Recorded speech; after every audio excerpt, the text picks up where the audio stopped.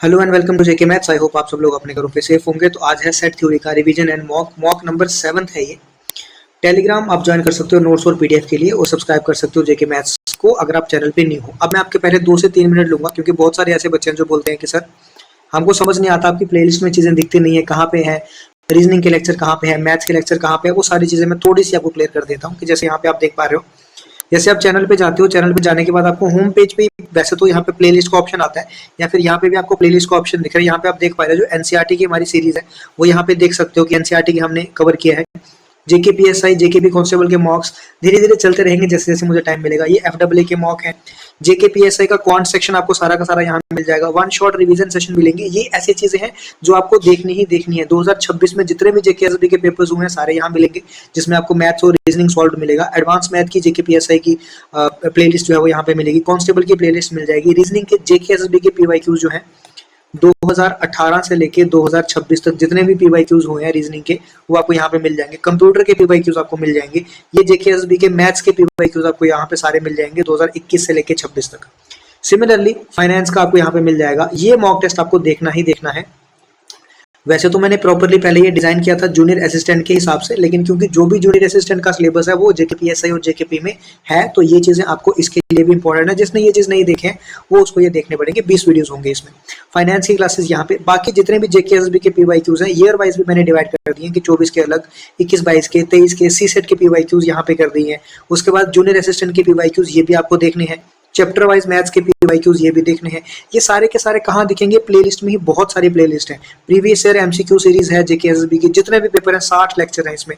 Reasoning की playlist है यहाँ पे दिख जाएगी, और जितना भी मैथ्स है आपको टोटल क्वांट सेक्शन पूरा का पूरा, क्वांट हो कोई भी हो, सारा का सारा आपको यहाँ पे दिख जाएगा। तो ये सारी प्लेलिस्ट थी जो आपको देखनी है, जिसमें आपको जो भी चीजें, अगर कुछ डाउट होता है तो आप मुझे टेलीग्राम पे कांटेक्ट कर सकते हो, पूछ सकते हो, जिसका लिंक आपको डिस्क्रिप्शन में मिल जाएगा। अब हम लोग स्टार्ट करते हैं आज का लेक्चर। मॉक नंबर 7 है। आज का लेवल थोड़ा सा कैसा रहेगा? लेवल 2 रहेगा। लास्ट टाइम हमने जो किया था लेवल 1 के पीवाईक्यूज हमने किए थे, कुछ रिवीजन भी किया था साथ में। आज हम बढ़ते हैं लेवल 2 पे और स्टार्ट करते हैं। रुको जरा। हाँ, और एक बात मैं बता देता हूँ, लास्ट टाइम इक्वेशन नंबर 13 में एक दिक्कत थी। 13 में क्या प्रॉब्लम थी? मैंने इसको पढ़ने में प्रॉब्लम, मतलब पढ़ने में इसको गलत पढ़ा था। इसमें क्या था बी माइनस ए। बी माइनस ए मतलब सारे के सारे बी जो ए और बी में कॉमन है उसको निकालना है। अब ए में भी 3591 था और बी में भी 3591 था, तो ये निकाल के तो क्या बचना था मेरे पास? 2 4 6 7 8। तो 2 4 6 7 8 ये ट्रू था, फॉल्स नहीं था। वहां मैंने पढ़ने में उस समय गलती की थी, तो ये मेरा ऑप्शन नहीं होगा। मेरा ऑप्शन क्या होगा? डी ऑप्शन होगा। ठीक है, इसका आंसर क्या होगा? D option. ये सही कर लेना। वैसे मैंने लास्ट वीडियो में कमेंट को पिन कर दिया हुआ है। तो आज बढ़ते हैं लेवल अपने 2 पे। तो चलो शुरू करते हैं। लेवल 2 है। क्वेश्चन थोड़े अच्छे रहेंगे। आप खुद से पहले ट्राई करना, नहीं समझ आया तो फिर ये देखना। क्वेश्चन का सिर्फ पूछने का नजरिया बदलेगा। क्वेश्चन वैसे ही रहेंगे, क्वेश्चन का पूछने का नजरिया बदलेगा जो इसको लेवल 2 बनाता है। तो क्वेश्चन को ध्यान से समझने की कोशिश करना, फिर सॉल्व करना। एबीसी सबसेट है किसके? यूनिवर्सल सेट के। Which one of the following is not correct, मतलब इसमें से हमको जनरली हमको क्या पूछा होता है? करेक्ट पूछा होता है। लेकिन यहाँ पे क्या बोला उसने कि इसमें से कौन सा करेक्ट नहीं है एक। इसमें इसका मतलब हमको चारों के चारों ऑप्शन देखने पड़ेंगे, उसमें से एक ऐसा ढूंढना पड़ेगा जो करेक्ट नहीं है। तो स्टार्ट करते हैं पहले ऑप्शन से। पहला है A union B intersection C. तो ये आपको पता है कि डिस्ट्रीब्यूटिव प्रॉपर्टी है कि ये यूनियन जो है वो दोनों पे क्या हो जाएगा? डिस्ट्रीब्यूट। तो ये आएगा ए यूनियन बी, जो कि यहाँ पे दिया हुआ है। उसके बाद इंटरसेक्शन ए यूनियन सी, तो ये वैसा का वैसा, ये इसका मतलब ये ट्रू है। मुझे क्या ढूंढना है? मुझे फॉल्स ढूंढना है। सेकंड पे आ जाते हैं। इसको मैं थोड़ा सा हटा देता हूँ, ये डिस्ट्रीब्यूटिव प्रॉपर्टी है, पता चल के आपको। सेकंड जो है मुझे क्या करना है उसमें, यहाँ पे भी यूनियन है, यहाँ पे भी यूनियन है। तो इसका मतलब इसको मैं ऐसा लिख सकता हूँ, इसको मैं थोड़ा यहाँ लिखता हूँ, A complement union A union B. अब चाहे पहले मैं इसको करूं, पहले इसको करूं, फर्क नहीं पड़ता। तो मैं पहले वाले को करता हूं, मतलब इस दोनों को करता हूं। तो ए कॉम्प्लीमेंट और ए का जब मैं यूनियन करता हूं तो मेरे पास क्या आता है? ये आपको मैंने लास्ट टाइम बता दिया था, ये आता है मेरे पास यूनिवर्सल सेट। तो ये यूनिवर्सल सेट का यूनियन करूंगा बी के साथ। तो मैंने बोला था यूनियन में हमेशा बड़ा सेट आता है, तो यूनिवर्सल सेट और बी का यूनियन हमेशा बड़ा, यूनिवर्सल सेट हमेशा बड़ा होगा। तो इसका आंसर क्या आएगा? यूनिवर्सल सेट आएगा। इसका मतलब ये जो मेरे पास है पार्ट, इसका आंसर क्या आएगा? Universal set. सिमिलरली अब मुझे सेकंड भी चेक करना है कि क्या इसका भी यूनिवर्सल सेट आता है कि नहीं। तो इसको मैं अगर चेक करूंगा तो ये मेरा डी मॉर्गन्स लॉ यहाँ पे लग जाएगा। तो मेरे पास क्या आ जाएगा? ये बी कॉम्प्लीमेंट का होल कॉम्प्लीमेंट यूनियन ए का कॉम्प्लीमेंट। ये डी मॉर्गन्स लॉ करके सिर्फ इतना पार्ट मैंने सॉल्व किया। अभी ये डी मॉर्गन्स लॉ से इतना पार्ट मैंने सॉल्व किया। उसके बाद एक यूनियन और है ए का, ये भी आ गया। ए कॉम्प्लीमेंट यूनियन ए क्या आ गया? दोबारा ये यूनिवर्सल सेट आ गया। बीच में ये क्या है, यूनियन है, और ये बी कॉम्प्लीमेंट का अगेन कॉम्प्लीमेंट करूंगा तो बी का यूनियन करूंगा यूनिवर्सल सेट के साथ, तो अगेन क्या आएगा, यूनिवर्सल सेट आएगा। इसका मतलब ये भी मेरे पास क्या है, ट्रू है। मुझे फॉल्स ढूंढना है, तो दो तो मेरे ट्रू हो गए। अब देखो, अगर आपको थोड़ा सा शार्प दिमाग से सोचना है तो आपको यहाँ से समझ आ जाना चाहिए कि ये कॉम्प्लीमेंट वाला कुछ दिया है, यहाँ पे भी कॉम्प्लीमेंट है, यहाँ पे भी कॉम्प्लीमेंट है, तो कहीं ना कहीं मुझे लेंथी पड़ जाएगा। लेकिन ये जो चीज़ है मुझे आसान दिख रही है, क्योंकि मुझे दो ऑप्शन तो पता चल गया ट्रू है। अगर मुझे तीसरा पता चल गया कोई एक इनमें से, तो जो मैं आसान वाला देखूंगा ना पहले, मान लो मैंने ये देखा, तो ये आपका कौन सा डिस्ट्रीब्यूटिव है, कि यूनियन जो है वो कहाँ हो जाएगा, डिस्ट्रीब्यूट, तो आपका आएगा ए यूनियन सी, बीच में इंटरसेक्शन है, फिर बी यूनियन सी आएगा, तो ये आपका ये भी ट्रू रहा, तो इसका मतलब फॉल्स कौन सा होगा, ये तो हो गया। आपके दिमाग ने इस तरह से सोचा। अब इसको सॉल्व भी तो करना है, पता भी तो चलना चाहिए कि ये फॉल्स क्यों है, तो ये मैं लगा देता हूँ। आंसर तो मेरा सी पार्ट है, लेकिन ऐसा हुआ क्यों। अब थोड़ा सा ध्यान देना, अगर मैं थर्ड पार्ट के राइट हैंड साइड को सॉल्व करूं, तो राइट हैंड साइड को सॉल्व करते समय मुझे ये दिख रहा है कि ये क्या है मेरे पास, ये मेरे पास डी मॉर्गन्स लॉ, मैं इसको लगा सकता हूँ। ये क्या है, C complement union B complement, तो डी मॉर्गन्स लॉ सिर्फ इसको लगाऊंगा तो क्या बनेगा मेरा, सी कॉम्प्लीमेंट का होल कॉम्प्लीमेंट इंटरसेक्शन बी का कॉम्प्लीमेंट, ठीक है। उसके साथ मेरे पास दोबारा से इंटरसेक्शन ए का कॉम्प्लीमेंट है। अब सी कॉम्प्लीमेंट का होल कॉम्प्लीमेंट अगर मैं करूंगा तो क्या आएगा, सी का कॉम्प्लीमेंट, सॉरी सी का इंटरसेक्शन किसके साथ, बी कॉम्प्लीमेंट, और यहाँ पे इंटरसेक्शन ए कॉम्प्लीमेंट। तो यहाँ पे आप देख पा रहे हो दोनों में इंटरसेक्शन है, यहाँ पे दोनों में क्या है, यूनियन है, तो यहाँ पे कोई भी इनका आपस में रिलेशन नहीं बन पा रहा है। यहाँ पे क्या था, यूनियन था, ठीक है। इस वाले पार्ट में क्या बन रहा है, इंटरसेक्शन बन रहा है। इसका मतलब ये ट्रू नहीं हो सकते, तो इसीलिए मेरा ये क्या है, फॉल्स। लेकिन आपको जब एग्जाम में अटेम्प्ट करना है तो आपको कैसे देखना होगा, आपको ऑप्शन एलिमिनेशन से ज्यादा फर्क पड़ेगा। तो जब आप दो ऑप्शन एलिमिनेट कर चुके, उसके बाद आप चौथे पे आते तो ज्यादा इजी रहता है, क्योंकि चौथा वाला तो सामने देखने से पता चल रहा है कि ये क्या है, ट्रू ऑप्शन है। तो इसका मतलब एक ही बचा, जो एक बचा वो क्या हो जाएगा, मेरा फॉल्स हो जाएगा। समझ गए। चलो अगले क्वेश्चन पे, which of the following is a singleton set. अब देखो क्वेश्चन बहुत आसान है फिर से, लेकिन क्वेश्चन को थोड़ा सा डिफिकल्ट बना दिया गया है। जैसे ये है, x जो है वो नेचुरल नंबर्स को बिलोंग कर रहा है, नेचुरल नंबर को बिलोंग कर रहा है। यहाँ x जो है वो इंटीजर को बिलोंग कर रहा है, यहाँ भी नेचुरल नंबर, यहाँ भी नेचुरल नंबर। इसका मतलब हर एक केस में मुझे x की वैल्यूज निकाल के देखना होगा। x की वैल्यू जिसमें मेरे पास सिंगल वैल्यू आई, जिसमें मेरे पास x की सिर्फ एक ही वैल्यू आई बीच में, वही मेरा पास सिंगलटन सेट होगा। तो मतलब मुझे चारों चेक करने पड़ेंगे ना, ऐसे तो नहीं पता चलेगा। वो तो अलग बात है कि अगर मैं तुक्का मारूं, किसी एक ऑप्शन को उठा के चेक कर लेता हूँ, तो हो सकता है मेरा आंसर आता है। जैसे यहाँ पे मैं देख रहा हूँ, यहाँ पे मैं देखूं एक्स स्क्वायर इक्वल्स टू 7 है, तो x इक्वल्स टू क्या आएगा मेरे पास, plus minus under root of 7 आएगा। ये मेरा तुक्का चल गया। क्यों, x की वैल्यू क्या आ रही है, plus minus under root of 7। अब मुझे खुद बताओ, उसने बोला है x belongs to natural number, तो क्या अंडर रूट जो है वो नेचुरल नंबर में ये -7 आ गया, तो क्या ये माइनस अंडर रूट ऑफ 7 आ गया, तो क्या ये मेरा नेचुरल नंबर को बिलोंग करेगा, क्या ये नेचुरल नंबर को बिलोंग नहीं करेगा। नेचुरल नंबर्स मतलब 1 से लेके आगे जो बढ़ते जाते हैं, नेगेटिव नहीं आता, तो ये नेगेटिव आ गया एक दो उसमें, ठीक है। तो ये मेरा नेचुरल नंबर को बिलोंग नहीं करेगा, तो इसीलिए मेरा ये क्या हो जाएगा, ये मेरे पास क्या हो जाएगा, ये नॉट, एक सेकंड को क्या करना है मुझे, हाँ ठीक है। तो इसमें मुझे दो मतलब सिंगलटन सेट ढूंढना है ना, तो ये सिंगलटन सेट नहीं बना, दो वैल्यूज आ रही है। अब मैं किसी और ऑप्शन में जाऊँ, अगर इस ऑप्शन में जाऊँ कि x such that mod of x equals to 5। अब मॉड ऑफ x जो है वो 5 कब आ सकता है, आइदर x की वैल्यू -5 होगी तब 20 की वैल्यू कितनी आएगी, 5। अगर x की वैल्यू 5 होगी तब 20 की वैल्यू कितनी आएगी, 5 ही आएगी। इसका मतलब इसमें भी मेरे पास दो वैल्यूज आ पा रही है, इसमें भी मेरा सिंगलटन सेट नहीं बन रहा है, और यहीं पे हो जाएगी गड़बड़। क्यों गड़बड़ हो जाएगी, क्योंकि आपने ये नहीं देखा कि x belongs to natural number है, तो इसका मतलब x -5 नहीं हो सकता इस केस में। तो ये वाला केस जो है इसमें पॉसिबल नहीं है, ये केस पॉसिबल नहीं है। तो x की सिर्फ एक ही वैल्यू होगी जो कि 5 होगी, जिसपे मेरे पास आंसर क्या आएगा, 5 आएगा, और x belongs to natural number भी फॉलो कर रहा है, तो आंसर क्या हो जाएगा मेरे पास, सी पार्ट हो जाएगा। ये तो हो गया कि मैं तुक्के से लास्ट से स्टार्ट कर रहा था, तो मैं बढ़ता गया आगे। सिमिलरली अब मैं पहले को भी चेक करना, तो जब मैं यहाँ पे चेक करूंगा x स्क्वायर प्लस इसको, तो मेरे पास क्या बनेगी, क्वाड्रेटिक इक्वेशन बनेगी। जब क्वाड्रेटिक इक्वेशन बनेगी तो मेरे पास यहाँ पे दो वैल्यूज बनेगी, मतलब इसको सॉल्व कर लेना क्वाड्रेटिक इक्वेशन को, कुछ वैल्यूज बनेगी जो नेचुरल नंबर को नहीं बिलोंग कर रही होगी, तो सिंगलटन सेट नहीं बनेगा। सिमिलरली ये इसमें भी मेरे पास -6 भी हो सकता है, 6 भी हो सकता है, लेकिन इसमें दोनों वैल्यूज पॉसिबल है। क्यों, क्योंकि उसने बोला है x जो है वो इंटीजर को बिलोंग करेगा, तो इसका मतलब -6 भी हो सकता है, 6 भी हो सकता है, तो ये सिंगलटन सेट नहीं होगा। सिंगलटन किस में बनेगा, सिर्फ और सिर्फ सी पार्ट में होगा। फर्स्ट पार्ट आप चेक करके एक बार देख लेना, ठीक है।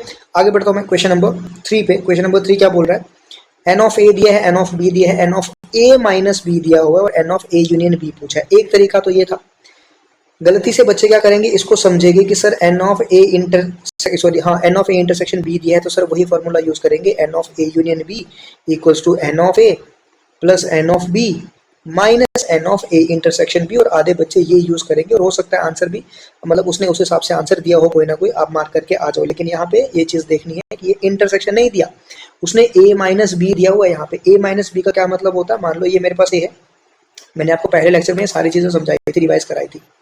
ये मेरे पास मान लो बी है, ये ए हो गया, ये बी हो गया। ए माइनस बी का मतलब होता है ये ओनली ए, ठीक है। क्या मतलब होता है उसका, ओनली ए, मतलब बी वाला कुछ नहीं आना चाहिए। तो ओनली ए मेरे पास है, कितना है मेरे पास 47, ठीक है। ओनली ए मेरे पास कितना है 47, और पूरा पूरा ए भी मेरे पास है कितना 115, पूरा ए मतलब जिसमें ये वाला पार्ट भी आए, तो पूरा ए मेरे पास कितना है 115, उसमें से ओनली ए मेरे पास कितना दिया है 47, ठीक है। तो इसका मतलब ये जो बीच वाला पार्ट है वो कितना आ जाएगा, अगर मैं ये पूरे ए में से ओनली ए निकाल दूं, पूरा ए मतलब 115 में से ये 47 निकाल दूं, तो मेरे पास क्या बचेगा, मेरे पास वो बचेगा कि जो कॉमन पार्ट होगा दोनों में। तो 15 में से, एक सेकंड जरा, 15 में से मैं 7 निकालूंगा तो कितना बचेगा 8, और 10 में से 4 निकालूंगा तो 6 बचेंगे, तो 68 मेरे पास बच गया।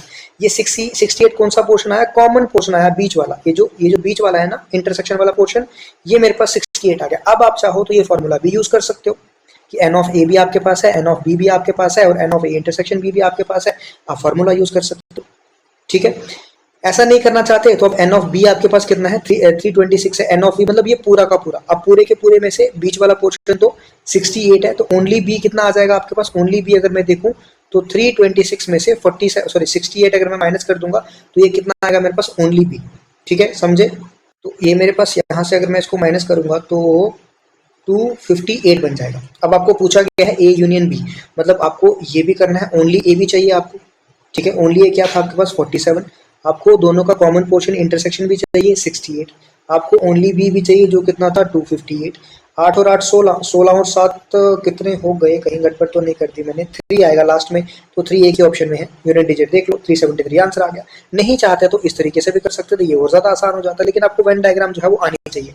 एक बात मैं आपको यहाँ पे ये भी बताना चाह रहा हूँ कि जिस आपको आपके सिलेबस में अगर मान लो वेन डायग्राम मेंशन नहीं है ना, लेकिन आपके सिलेबस में सेट थ्योरी मेंशन है, तो इसका मतलब ये हुआ कि अगर सेट थ्योरी आपको करनी है तो आपको वेन डायग्राम आनी ही चाहिए, बिना वेन डायग्राम के आप सेट थ्योरी पे नहीं बढ़ सकते। और यहाँ पे जब मैंने आपको ये प्लेलिस्ट दिखाई, यहाँ पे आपको ये दिख रहा होगा रीजनिंग की प्लेलिस्ट, ये दिख रहा है लास्ट में रीजनिंग की प्लेलिस्ट, इसमें आपका वेन डायग्राम के लेक्चर है, 3 ही लेक्चर है, ज्यादा बड़े लेक्चर में बनाता नहीं, उसी में सारी चीजें कवर कर देता हूँ, वेन डायग्राम आपका यहीं से कवर हो जाएगा। तो हम लोग आगे जरा बढ़े, देखो नेक्स्ट 4th क्वेश्चन, ये भी बहुत अच्छा क्वेश्चन है, देखने में बहुत आसान लग रहा है और आसान है भी है वैसे।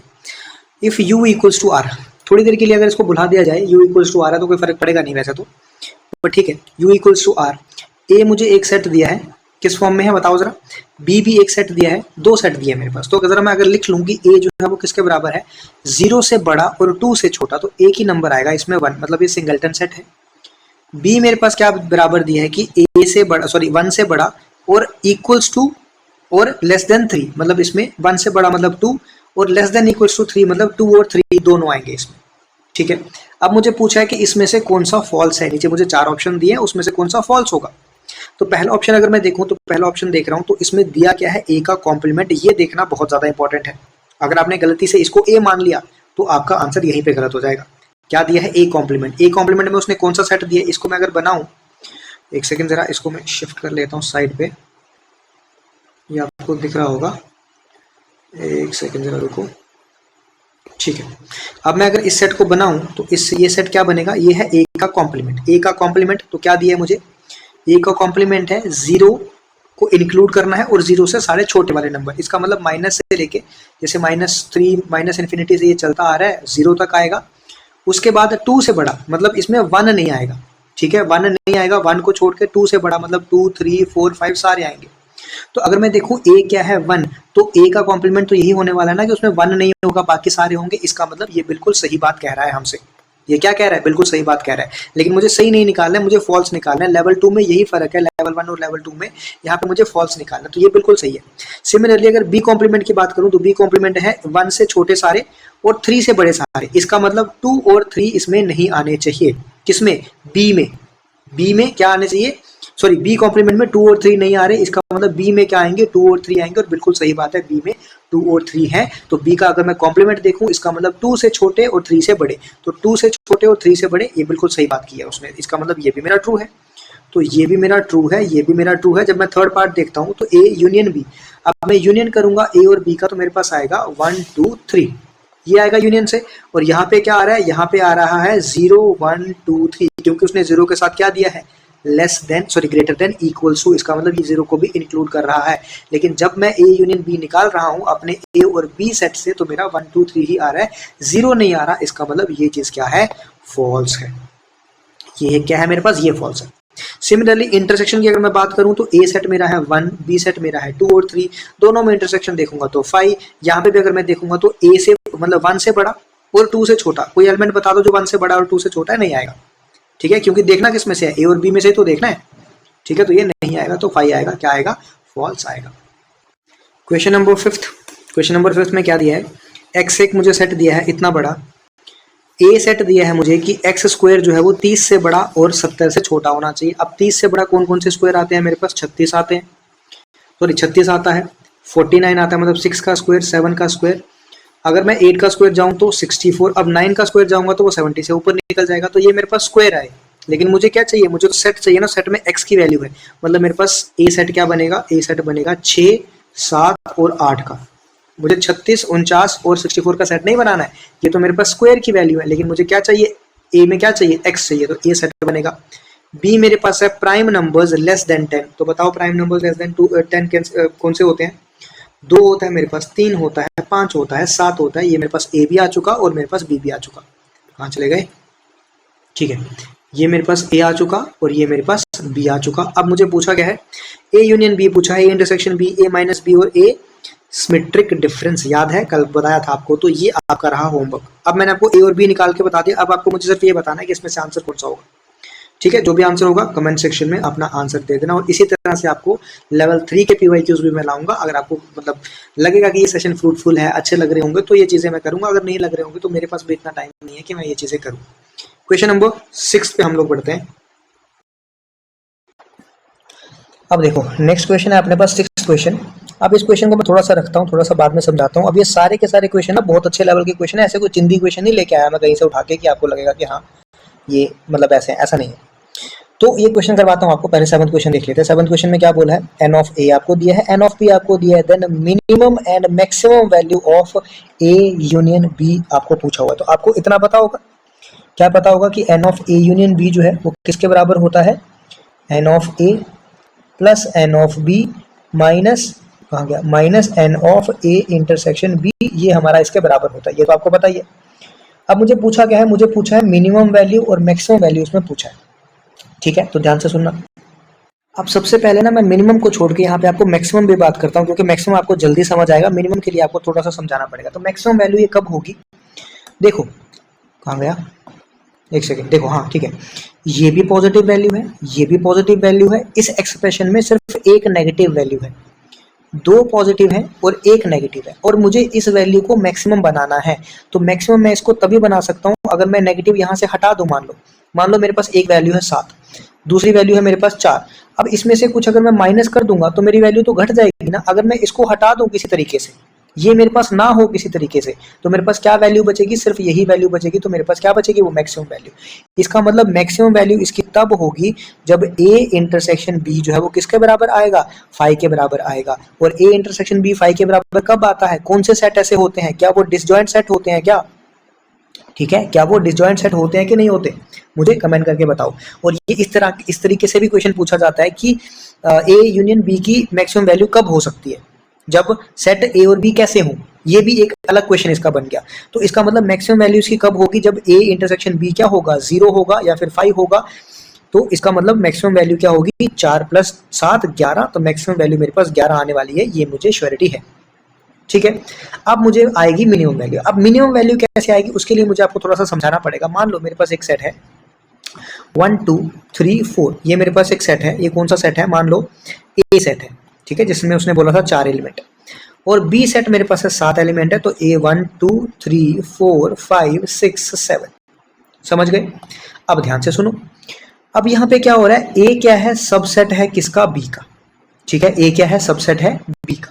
अब यहाँ पे अगर मैं ध्यान से देखूं, जब मैं ए यूनियन बी करूंगा, ध्यान से देखते रहना, जब मैं ए यूनियन बी करूंगा तो मेरे पास कितने एलिमेंट आएंगे, हमेशा यूनियन में क्या आता है, बड़ा वाला आता है, बड़ा वाला सेट आता है, तो इसका मतलब ए यूनियन बी इसमें किसके बराबर आएगा, बी के बराबर ही आएगा, ठीक है, ए यूनियन बी किसके बराबर आएगा, बी के बराबर।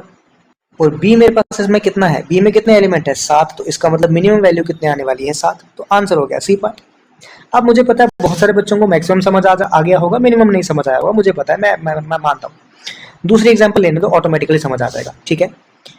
ए में मेरे पास 4 एलिमेंट्स थे, तो ये एग्जांपल नंबर आपकी 2 आ गई। ए में 4 एलिमेंट्स थे, तो अब मैंने 4 एलिमेंट क्या ले लिए, 1 2 3 और 4 ले लिए। अब बी में 7 एलिमेंट थे, तो मैंने 1 2 3 4 को छोड़ के कोई और ले लिया, मान लो 5 6 7 8 9 10 11, कितने हो गए, 3 4 5 6 7 हो गए। अब जब मैं दोनों का यूनियन करूंगा तो आप देख रहे हो इसके 4 एलिमेंट अलग हैं, इसके 7 एलिमेंट अलग हैं, तो यूनियन करूंगा तो ये तो मेरे पास 11 एलिमेंट्स हो जाएंगे, ये तो बढ़ जाएगी मेरी वैल्यू। यूनियन करने में इतना तो आपको पता है कि यूनियन में सेट कौन सा आता है, मैक्सिमम वाला सेट आता है, और मैक्सिमम वाला सेट मेरा कौन सा है, इसमें 7 वाला ही है, ठीक है। तो इसका मतलब मैक्सिमम वैल्यू क्या आएगी, 7 ही आएगी, सॉरी मिनिमम वैल्यू क्या आएगी आपकी, 7 ही आएगी इसमें, ठीक है। यूनियन करने में आपके पास क्या आता है, मैक्सिमम वाला सेट आता है, और आपको यहाँ पे मिनिमम वैल्यू चाहिए, तो मिनिमम वैल्यू कब आएगी, जब ए जो है बी का क्या होगा, सबसेट होगा, तभी आप देख पा रहे हो कि 7 आ रहा है। अगर ये सबसेट इसका नहीं हुआ, ए कुछ और हुआ, बी कुछ और हुआ, तो इसकी वैल्यू क्या होगी, बढ़ जाएगी।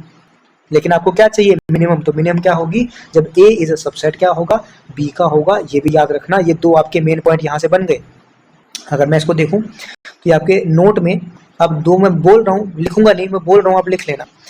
जब भी आपके पास मिनिमम वैल्यू चाहिए, तो मिनिमम वैल्यू के लिए ए जो है वो सबसेट होना चाहिए किसका, बी का, तो तब क्या होगा, वैल्यू यूनियन की क्या होगी, मिनिमम।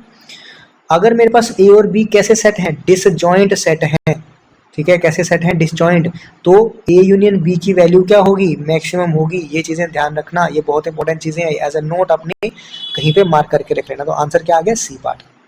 ये क्वेश्चन नंबर 8 तो और बढ़िया क्वेश्चन है। क्या दिया है, ए जो है, ए में इसको क्या बोलते हैं, जरा ये मुझे बताओ, ये बीच में 2 आ रहे हैं जो, इसको क्या बोलते हैं, मैंने सेट थ्योरी पढ़ाई थी तो मैंने बोला था इनको क्या बोलते हैं, ठीक है, ये भी क्वेश्चन में पूछा जा सकता है। एक्स और वाई, ठीक है, इसको पूरे को क्या बोलेंगे ये मुझे बता दो।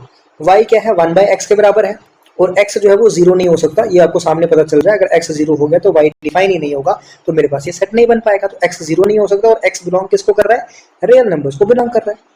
तो इसका मतलब अगर मैं ए सेट बनाने की कोशिश करूं तो x को मैं 0 को छोड़ के कुछ भी ले सकता हूं। मान लो अगर मैंने x को 1 ले लिया तो ये सेट कुछ इस प्रकार से बनेगा, x को अगर मैंने 1 लिया, ठीक है, तो ये बनेगा 1 और 1। x को अगर मैंने 2 ले लिया तो ये बनेगा 2 1/2।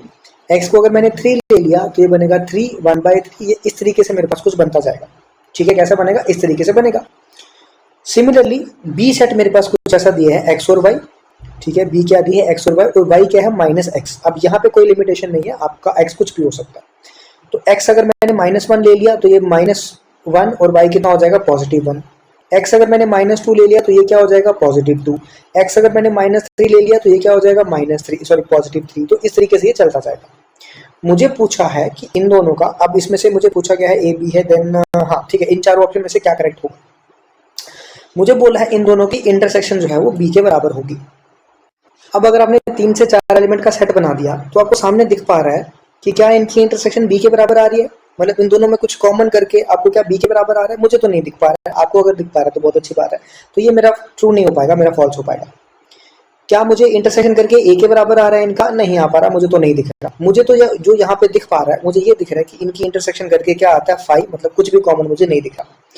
अगर आपको ऐसा समझ नहीं आता तो समझाने के तरीके और भी है। एक मेरे पास और तरीका है ग्राफ से। अब अगर थोड़ा सा ध्यान से देखो तो अगर मैं यहाँ पे ग्राफ बनाऊं, आपको लीनियर इक्वेशन इन 2 वेरिएबल आपने पढ़ा होगा, ठीक है, वो भी है आपके सिलेबस में। तो अगर आपने पढ़ा होगा तो आपको पता है इसका ग्राफ कैसे बनता है। ये इनवर्स है, इनवर्स फंक्शन, तो इसका ग्राफ कुछ इस प्रकार से बनता है। अगर आप चाहो तो बना भी सकते हो कि अगर x1 है, यहाँ पे देखो x1 है तो y कितना होगा, 1, तो ऐसा मान लिया। x अगर 2 है तो y कितना हो गया, 1/2, यहाँ आ गया। x अगर 3 है, y 1/3। ऐसे करते करते ऐसे ग्राफ चलता जाएगा। दूसरा ग्राफ x -1 तो y भी, तो y +1। तो x अगर -1 है तो y कितना हो जाएगा, +1 नहीं, एक सेकेंड, सॉरी ये गलत लिख दिया मैंने। x अगर 1 है तो y -1, x अगर +2 है तो y -2, x अगर +3 है तो ये -3, इस तरीके से आएगा, ठीक है। तो यहाँ से अगर मैं इसका ग्राफ बनाऊं, एक मैं ये भी ले लेता हूँ, x अगर 0 तो y 0, इसका मतलब ये यहाँ से पास करेगा। अब x अगर 1 है तो y कितना होगा -1, तो x1 मतलब यहाँ, y -1 मतलब एक पॉइंट यहाँ पे आएगा। x अगर 2 तो y -2 मतलब यहाँ पे पॉइंट आएगा। x अगर 3 तो y -3 मतलब यहाँ पे पॉइंट आएगा। तो ये इसका ग्राफ अगर मैं बनाऊं तो ये कुछ इस तरह से स्ट्रेट लाइन ऐसे बनेगी जो कि सेंटर से पास करेगी। अब आप देख रहे हो एक ग्राफ ये बन रहा है, एक ग्राफ ये बन रहा है, आपस में इनका कोई मेल मिलाप नहीं हो रहा, कहीं पे मिल ही नहीं रहे। इसका मतलब इनका इंटरसेक्शन अगर मैं करूंगा कुछ भी इन दोनों में कॉमन नहीं है, जब कॉमन नहीं है तो इनका इंटरसेक्शन क्या आएगा, फाई आएगा। तो इसीलिए लेवल 2 में ये क्वेश्चन रखे हैं, बहुत अच्छे लेवल के क्वेश्चन है, ठीक है। तो इनको थोड़ा सा ध्यान से क्वेश्चन समझ के क्वेश्चन करोगे तभी होंगे। अब रटने की कोशिश करोगे कि सेट थ्योरी में रट ली है मैं कर लूंगा क्वेश्चन, तो नहीं होंगे जब तक क्वेश्चन को समझोगे नहीं। तो दो तरीके मैंने बता दिए, चाहे आप एग्जाम्पल लेके करो, चाहे आप इस तरीके से करो, आप इसको कर सकते हो। Question number 9, question number 9 determinant और सेट आ गया, तो ये आपके लेवल का नहीं है, ये मैं नहीं कराऊंगा, इसको छोड़ दो फिलहाल। बाद में जरूरत पड़ी अगर मुझे लगा कराने लायक है, ये कराने लायक नहीं है क्योंकि इसमें थोड़ा ज़्यादा हो जाएगा, बहुत ज़्यादा हो जाएगा, तो ये आपके लेवल का नहीं है। तो करना चाहता है अपने से तो कर सकता है, बट ये लेवल का नहीं है, तो उसको छोड़ दो। 9th हो गया, बढ़ते हैं क्वेश्चन नंबर 10th पे। 10th क्वेश्चन क्या है, ये भी अच्छा क्वेश्चन है। अभी अभी इस प्रकार का क्वेश्चन किया आपने, यहाँ पे हमने क्या किया था, 1/x यहाँ पे कर दिया 4/x, तो लगभग वही होगा, ठीक है। इसका भी ग्राफ कैसा बनेगा, अगर मैं ग्राफ के हिसाब से देखूँ तो इसका ग्राफ कैसा बनेगा तो ऐसा ही इसका भी ग्राफ, ठीक है। तो पहले वाले का ए सेट का ग्राफ मेरे पास ये बन गया, ये y = x है, तो y = x का कैसा ग्राफ बनेगा, ये कुछ इस प्रकार से ग्राफ बनेगा, ठीक है। लेकिन यहाँ पे ध्यान देना, इसने बोला है कि x > 0 है, इसका मतलब ये नेगेटिव साइड नहीं जा सकता, इसका मतलब ये सिर्फ पॉजिटिव साइड ही जाएगा। ये कुछ इस प्रकार से ग्राफ बनेगा। अब आप देख रहे हो कि जब इन दोनों को अगर मैं देख रहा हूँ, ये कहाँ पे काट रहे हैं, सिर्फ एक ही पॉइंट ऐसा है जहाँ पे ये दोनों क्या हो रहे हैं, कट हो रहे हैं। मतलब ये मेरे पास एक पॉइंट दिख रहा है, ये मैं ब्लैक से उसको बता रहा हूँ, ये मेरे पास एक पॉइंट है जहाँ पे दोनों फंक्शन क्या हो रहे हैं, कट हो रहे हैं। मतलब अगर मैं इनका इंटरसेक्शन देखूंगा तो एक पॉइंट इनमें क्या आ रहा है, कॉमन, ठीक है। कॉमन कितना आ रहा है, एक पॉइंट, ठीक है। एक पॉइंट मतलब कि इसके सेट में एक ही वैल्यू आएगी, इसका मतलब ये कौन सा सेट होगा, सिंगलटन सेट होगा।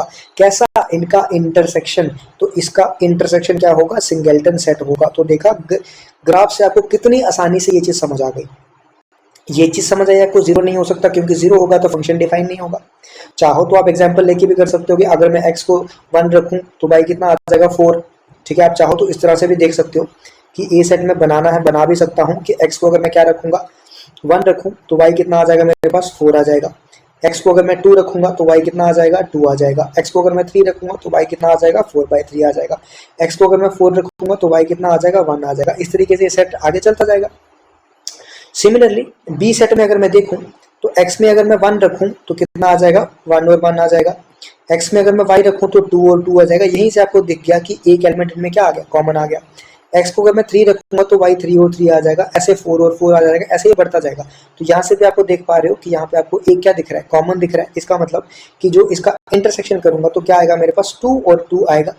तो इसका मतलब ये क्या बनेगा, सिंगलटन सेट बनेगा। इस तरीके से भी जा सकते हो, बाकी आपकी मर्जी, जिस तरीके से आप जाना चाहो। जो पिछला ग्राफ वाला क्वेश्चन था उसमें 5 क्यों आ रहा था, क्योंकि ग्राफ कहीं पे मीट नहीं कर रहे थे। अगर कुछ भी ऐसा ग्राफ बने, ठीक है, कुछ भी मान लो ऐसा ग्राफ बने कि एक यहाँ पे है, एक यहाँ पे है, एक यहाँ पे है, यहाँ पे है, कहीं भी ऐसा बन रहा है कि कट नहीं हो पा रहे हैं दो ग्राफ, तो इसका मतलब कि उनमें कुछ भी कॉमन नहीं है, ठीक है। याद होगा आपको, अगर मैं लीनियर इक्वेशन के केस में भी देखूँ तो मैं क्या बोलूंगा, इसका कैसा सोल्यूशन है, यूनिक सोल्यूशन है, क्योंकि ये एक पॉइंट पे कट कर रहे हैं दोनों। तो कैसा सोल्यूशन है, यूनिक सोल्यूशन है। क्वेश्चन नंबर 11 आपका होमवर्क रहेगा, थोड़ा सा आपको आइडिया दे देता हूँ, बाकी ये आपका होमवर्क रहेगा। क्या करना है आपको, 2 सेट दिए हैं और ये ऑपरेशन आपको परफॉर्म करना है। ऑपरेशन परफॉर्म करके आपको देखना है कि क्या है, ठीक है, इक्वल टू, हाँ, ये किसके बराबर आता है, मतलब कि आपको चेक करना है, ठीक है। तो पहले आपको सबसे पहले ये देखना होगा कि ए यूनियन बी का क्या दिया है, कॉम्प्लीमेंट। तो आपको यहाँ पे दिख रहा है कि डी मॉर्गन्स लॉ में यहाँ पे लगा सकता हूँ। तो ए यूनियन बी का अगर मैं कॉम्प्लीमेंट करूंगा तो क्या आएगा, A complement intersection B complement, ये आ गया मेरे पास। उसके बाद बीच में क्या आ रहा है, यूनियन, और यहाँ पे क्या है, A complement intersection B complement. अब आप क्या कर सकते हो, इसको खोल सकते हो, ठीक है। चाहो तो आप ऐसा कर सकते हो, मतलब डिस्ट्रीब्यूटिव प्रॉपर्टी लगा सकते हो। पहले इस सब को, इस पूरे को डिस्ट्रीब्यूट कर दो किसके साथ, ए कॉम्प्लीमेंट के साथ, फिर बीच में इसको ये डिस्ट्रीब्यूट कर दो किसके साथ, इसके साथ। तो ये डिस्ट्रीब्यूटिव प्रॉपर्टी है, ये एसोसिएटिव प्रॉपर्टी भी इस पे लगेगी। ये डी मॉर्गन्स लॉ का क्वेश्चन है, तो ये मैं आप पे छोड़ता हूँ, ठीक है। किसी को अगर चाहे कि मुझे इस तरीके से नहीं करना है तो वो 2 सेट भी ले सकता है, ए सेट ले ले, बी सेट ले ले, 2 सेट कोई लेने हैं अपने हिसाब से ले ले।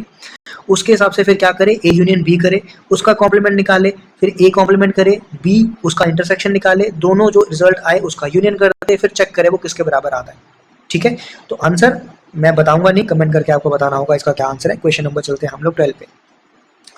12 क्वेश्चन क्या बोल रहा है, if A and B are 2 sets, यहाँ पे भी वैसा ही है, ए और बी जो है वो 2 सेट्स हैं, ए माइनस बी, बी माइनस ए और ए इंटरसेक्शन बी आपको बोला है। यहाँ पे मैं थोड़ा सा आपको बता देता हूँ, क्योंकि ये एक तो तरीका आ गया कैसा, वही सेट बना के, एक तरीका आ गया कि लॉ यूज करके, डिस्ट्रीब्यूटिव प्रॉपर्टी यूज करके, एक तरीका आपके पास है कि आप वेन डायग्राम भी यूज कर सकते हो। तो अगर मैं वेन डायग्राम के हिसाब से जाऊं तो ये मेरे पास आ गया, मान लो ए, आधा कहाँ चला गया ये, एक सेकंड जरा रुक जाओ, यहीं पे साइड पे बता देता हूँ। ये आपका आ गया मान लो ए, ठीक है, और दूसरा आपका आ गया बी, ये आ गया बी। आपको क्या दिया है, पहले आपको दिया है ए माइनस बी, ये ए है ये बी है, पहले क्या दिया है ए माइनस बी, तो ए माइनस बी मतलब सिर्फ और ये पार्ट, सिर्फ ए माइनस बी क्या होता है, ओनली ए पार्ट, तो ये पार्ट आ गया। फिर आपको दिया है बी माइनस ए, तो बी माइनस ए मतलब कौन सा पार्ट, ये वाला पार्ट आ गया, ठीक है, ओनली बी वाला पार्ट आ गया।